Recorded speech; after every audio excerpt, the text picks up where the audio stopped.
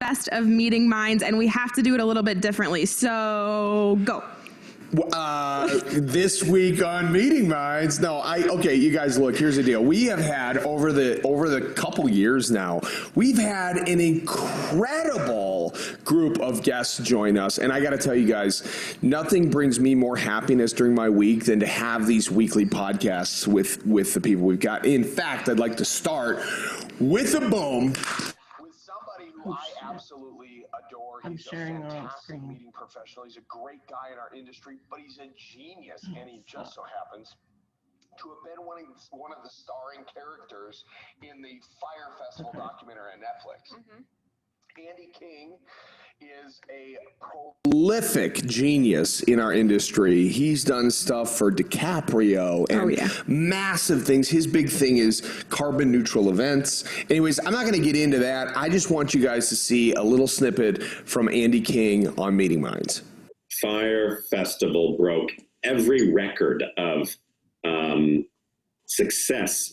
Oh my God, why does this keep happening? And then getting all these influencers to all post at the same time. I mean, the festival sold out in like 8 hours. Like, we had a waiting list of like 40,000 kids that wanted to come. I mean, it was unbelievable. But then, fast forward, wonderful social media. What took down Fire Festival? Social media. Boom, that fucking cheese sandwich. Well, let me tell you something. Here's the story, the true story of the cheese sandwich, okay? So I partnered with a culinary school and a group of chefs. We had 40 chefs making incredible food in a huge tent. And next to the huge tent is a small tent, which was for the employees. And I had 3 or 4 chefs in there making sandwiches for my employees. Yeah. Well, when the kids arrived, first group of jets arrived, and the village wasn't ready because of the storm. And as you know, most of the tents had blown over and everybody's beds were wet and everything was a nightmare. We were doing our best to kind of pull the village together before the kids came in.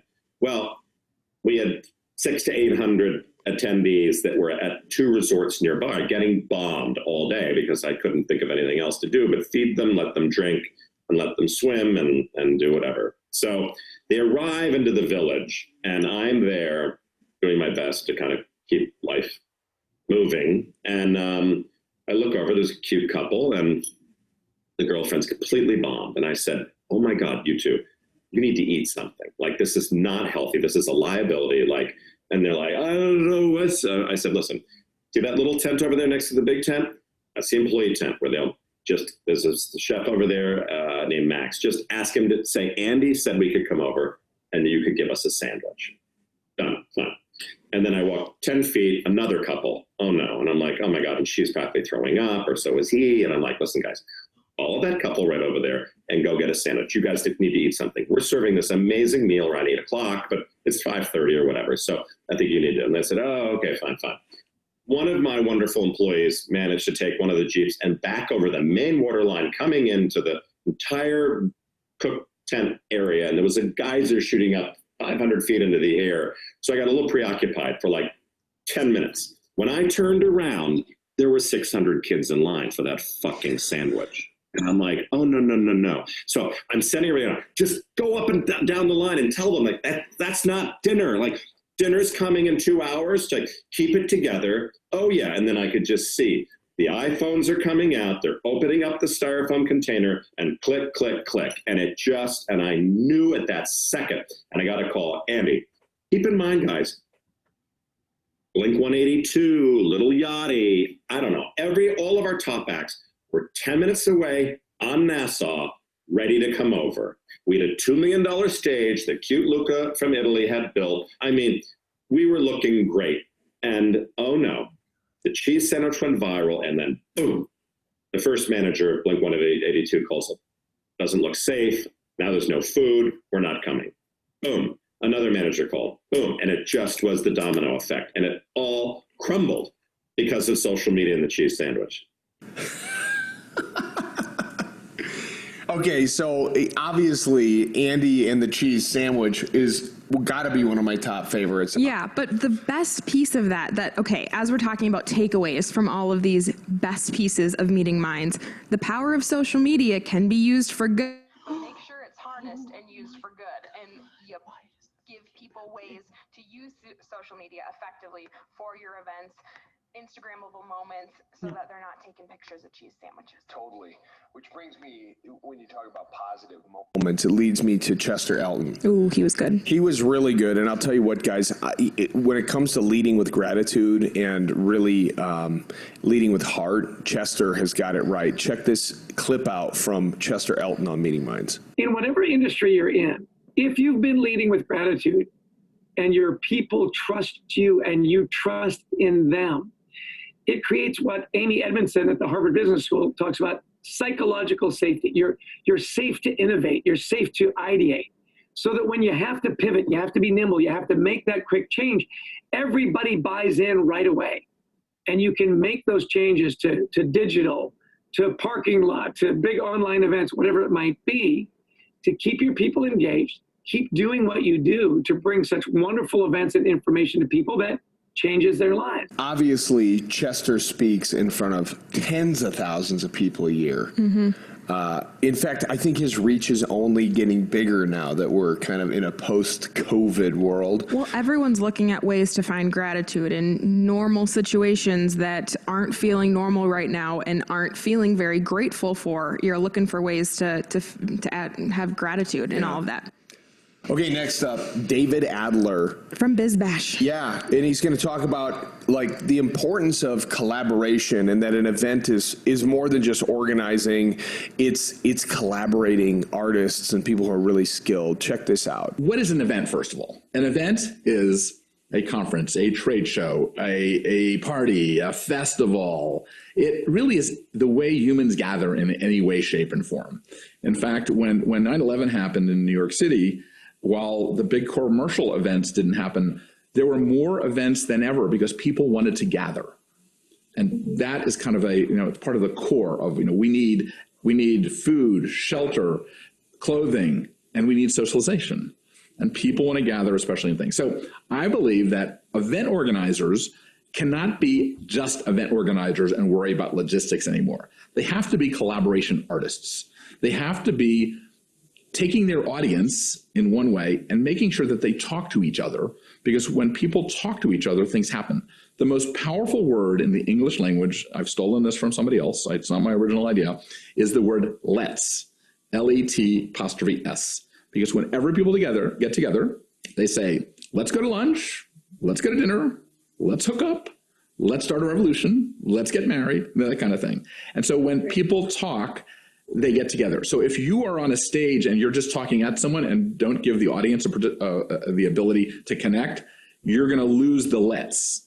So my feeling, what's happening with TED Talks and things like that, people are doing shorter programs to allow people to absorb and then talk amongst themselves. And so that's why at trade shows and conferences, the white space is in the hallway. We always thought that was just the throwaway, but it's really where the action happens. And so I'm seeing that happening more and more, that smart event organizers are giving people time to germinate these ideas that they're hearing from the stages. And so you're seeing more of that. I love that. David's a genius. He not only does he have tons of experience, and later we're going to talk about the importance of mentorship and connecting with people, but David is one of those guys that really, he just gets it. He gets human connection. I love that. Well, and his tidbit leads us right into our next great piece of Meeting Minds. Jonathan Pritchard talked to us about how you engage your audience in a time right now virtually that is really hard, and how you think about putting your audience first. You can't ask the audience for the same level of energy response. That is a big, big difference between live entertainment and doing the Zoom show format. It's, I think, long-term on us to educate the audiences on what's expected and required of them in order to be able to engage with them. So you have to be positioning yourself through your outreach marketing efforts to explain, here's what a virtual event is. Here's what you'll be able to do. Here's what you should be prepared to do. Be somewhere with headphones where you could pay attention and have your video on. So make sure you're dressed for video, right? So that you as the performer and the event manager now have the ability to connect with them in a way beyond just the chat room. Well, there you have it. I mean, it is funny. You think about when you respond to people, you're like, LOL, LMAO, LMFAO. Well, the nugget out of that is in a virtual space, you have to better prepare your audience for what they're supposed to be doing on the other side of it. Totally. And I think that's a really key point that. of how we engage our audience. But some people really, really struggle with this next one. We talk about it in our keynote later today a little bit. Do.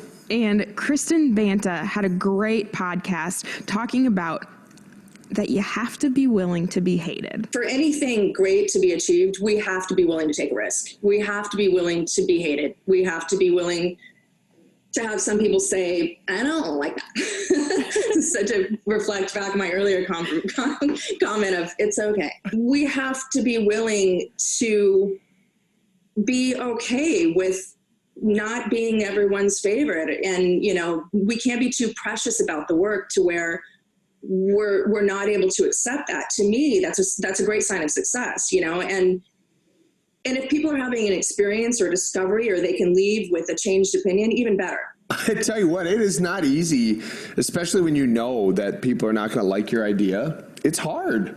It is, especially when you're newer in the business. But some of those crazy ideas create great results. You know, I want to move into a friend of mine. His name's Rene Rodriguez. Rene is an absolute thought leader now in the virtual space for sure. In fact, I know speakers all over the country, maybe even all over the world, are learning from Rene on how to be a better presenter. But in this segment on Meeting Minds, he talks about motivating the audience and how do you create lasting change, which is a tough one. So check this out. What do you do if you want to create true lasting change with an audience? That is the question that started my career, is how do you create lasting change? Because short-term feeling is easy to create. It's a drug. It's a joke, can make you laugh, right? There's an inspirational story that makes you feel a sense of adrenaline, but adrenaline isn't sustainable. Your body will go into self-regulate itself to get rid of that adrenaline. And so it's got to be full of something more substantial. Anything that connects to people's values, anything that inspires people's principles, things that they believe in, that's the stuff that lasts. And so when you're thinking about motivation, the reason why I don't like it is exactly why you just said it. We can get excited, and I can ask this question to thousands of people. How many people have ever felt motivated and you made all sorts of agreements, and the moment you walked out the door, the customer called and you forgot about everything you just said? So that's not there. But when you create what I call a gestalt moment, that aha, when you can see something and you can't unsee it, you don't need motivation. When you open up a new way of thinking, a new possibility that they can't unsee, there's no motivation needed. That's what happens in lean manufacturing. That's what happens in a continuous flow. When you show an organization that before they manufacture something and they actually see a Six Sigma working or lean working, they can't unsee that efficiency. And they will spend the rest of their career trying to find that again. And there's no motivation needed. It's what we call the point of no return. I'll tell you what, Rene is, in my opinion, one of the finest speakers out there. He's fabulous. And his messaging, I mean, the stuff he trains on is like super, super valuable. Next up, I want to talk about a guy named Steve Sims. Love Steve Sims. Steve Madden. No, I'm just kidding. Steve Sims. Steve Sims is... He is a brilliant individual, and he's going to talk about how do you bring value to the table in a relationship. And as I've always believed, any relationship you have, and this should be the first nugget, any relationship you have, you need to bring something to the table, and so do they.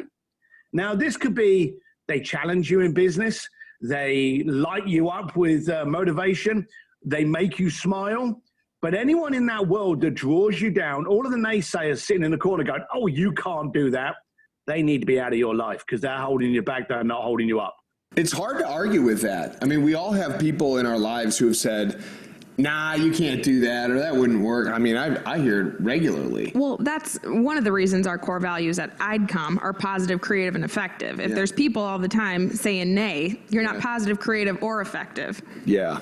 I don't know. It's hard because eliminating people out of your life that are just not adding value to you, it's not easy to do. Right. So on the other side of that, though, is saying yes, but not just saying yes with alacrity.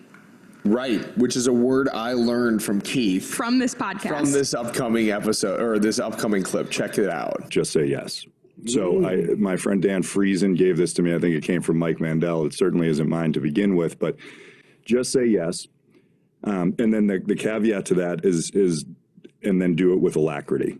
And alacrity is a great word, and I'm going to insist on using it because it's like, I think the definition is a joyful enthusiasm.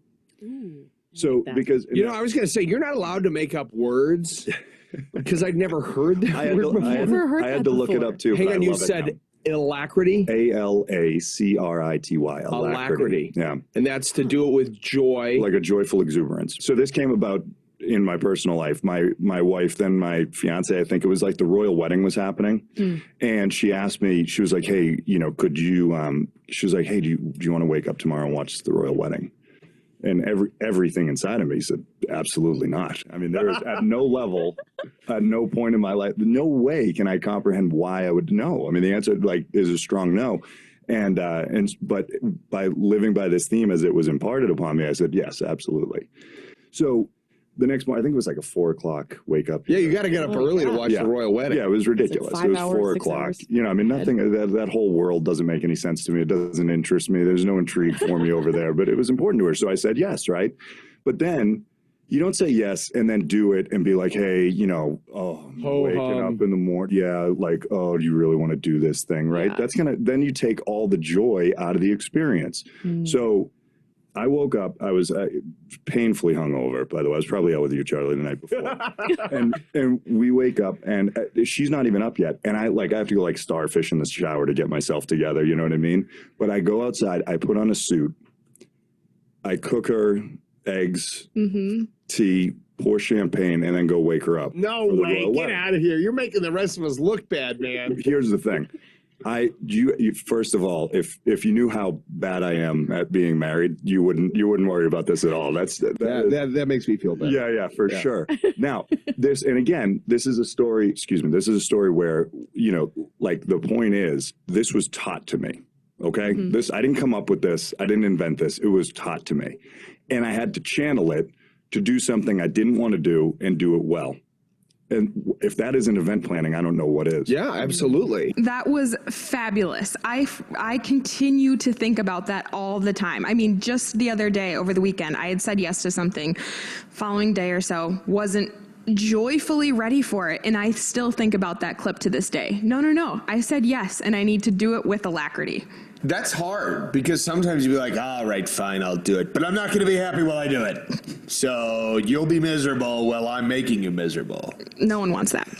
So before we continue, I have to go out of my way to thank our wonderful sponsor of our Meeting Mind podcast. I don't think we thank them enough. And the team behind the scenes is the one that really makes it all come to life, especially pulling these clips, helping us put it together every week, doing the post-production, the team at IDCOM.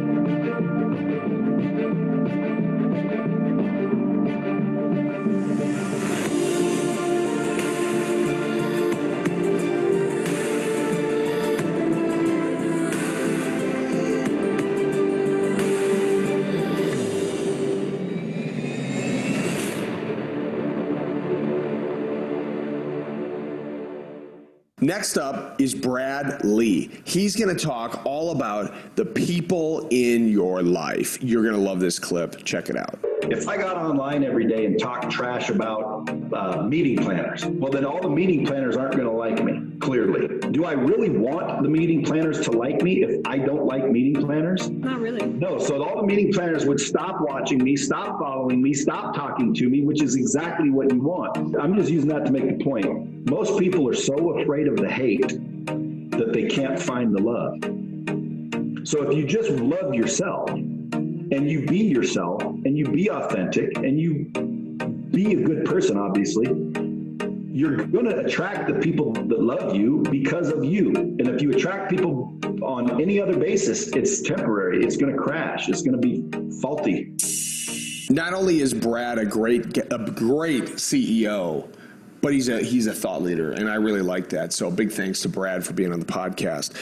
Next up, Talanya Geary. We are going to talk about emphasizing the completion of a successful strategic plan. She is amazing. Check this out. How I got to what I'm doing right now is I used to do consulting for companies in helping them design their strategic plans. And I would sit down with them. And what was interesting is how many entrepreneurs and business owners and those who ran successful companies had no strategic plan. And to them, strategic plan, a lot of them, by the way, especially entrepreneurs, think a strategic plan is for a Fortune 500 company. It's not. It's a set of guiding principles that guides that organization and that team every single day to reach goals that then get replaced by new goals. But for those who have ever completed a strategic plan, the second phase, sometimes the third, depending on what model you follow, is always about values and beliefs. What do we value and believe as an organization? What do we value and believe as an industry? And what do we value and believe as a culture? And a lot of people aren't fulfilled because their values and beliefs individually in their personal lives are in complete conflict with the values and beliefs of the organization, or, by the way, the industry, banking, finance, for example. So for me, when I left that job and started working for Tony, it's because my values and beliefs were out of alignment with that owner. It couldn't be more of a pivotal point and opportunity to think about that episode in a way that we all need right now. We're looking the organizations we work for, the organizations maybe we did work for or want to be working for, and looking at that opportunity to align your values with an organization and a company or a client or other vendor partners who are going to believe the same things you believe and align with that strategic plan that you've put into place. Yeah. Well, our next guest, Jack Fattel, was fabulous, and she really highlights the world of opulence and how to create ambiance in and around events. Ambient entertainment is all about creating opulence, right? And opulence, so there's something interesting, and gets into the psychology of how do you raise money for something that you care about, right? And the more opulent you make it feel, and so if you're surrounded by opulence, you feel as though you have enough to give, right? So it's all about creating this atmosphere of that. And that's how I felt. Right. And that there's free flowing. I mean, money is energy, right? If you really think about it, it's just, energy in a paper form, because it's time too, right? And so if you create this atmosphere of there being a plethora of everything, a plethora of food, a plethora of entertainment, plenty abundance. of... It feels abundant. Exactly. Abundance. And so then people feel like they are also abundant, and then that makes them feel more open. Well, nothing could be more true, especially when you're trying to raise money, right? You want people to feel like there's an abundance and that they want to give their abundance to your cause. Yeah, and we're doing that frequently now through virtual events and virtual fundraisers, but this is a new opportunity to look at ways to help people still feel that opulence and abundance and connect to it in a way that they want to continue the opulence. Totally. Okay, so finally, Sarah Moe. She's a sleep health specialist, and I'll tell you what, in our industry, nothing could be more important than sleep, although sometimes we don't get as much as we'd like. It's one of my favorite episodes. Check it out. It is a very American mindset to think I will put off sleep in order to be more productive, when in fact it's actually incredibly counterproductive. If you were able to achieve the sleep that you were supposed to have, every aspect of your next day would be more positive. Our sleep impacts everything we do, our ability to make proper judgments, our moods, our physical health, everything is impacted by how you sleep the night before. So when you are going to sacrifice your sleep in order to get more done, just know that if you did take that time to get the sleep that you were supposed to have, then everything that you do the next day is just going to be better. That's all there is to it. There are so many even things that have happened in the history of our culture that have been disastrous just based on poor sleep. I know we were talking earlier, the Challenger. I remember this when I was younger, hearing about how this was just so devastating for our country, and it was something that could have been prevented. You're talking about the shuttle? Yeah. Okay. Yep. So after they did the investigation after the crash, they found that it was a faulty O-ring, and then there was a leak, and it caused the explosion. But the crew that was responsible for checking the O-rings was found to only have been going on 2 hours of sleep the night before. So when they did find that in the investigation, they realized that that was something that was a poor lack of judgment on their part based on sleep deprivation. So when we think about going into our jobs, our workspaces, especially in the event planning world, when you do have these large things that you might be working with, equipment and everything, just to be able to be on your game with a good night's sleep is going to be helpful for everybody. I'm an advocate for a good night's sleep. Always. I don't know about you, but the older I get, the more I love my sleep. I can't tell you how much I look forward to going to bed every night. And the fact that this is a virtual conference and we're not traveling and not having to be in person giving these keynotes and presentations, and we get to go home at night and go sleep in our own beds. It is kind of nice. Yeah. Okay, well, I just want to finish by saying I hope you enjoyed that mashup of some of the little tidbits from Meeting Minds. If you want more information on Meeting Minds, check out meetingminds.org. Also, if you go to Meeting Minds Podcast on Instagram, you can get like little bite-sized bits. There's tons of great stuff on there. And of course, listen to full-length episodes and check out our YouTube channel, whichever medium you like the most. But a big thanks to you guys for hanging with us here for the Meeting Minds mashup, and we hope you enjoy the rest of the event. Thank you for listening to Meeting Minds. Meeting Minds. Brought to you by IDCOM Event Production, changing the world one audience at a time. Follow IDCOM Creative and Meeting Minds Podcast on Instagram. And check out meetingminds.org to find show notes for this episode, past episodes, and inspiration. As always, please subscribe, leave a review, and tune in next week for another episode of Meeting Minds.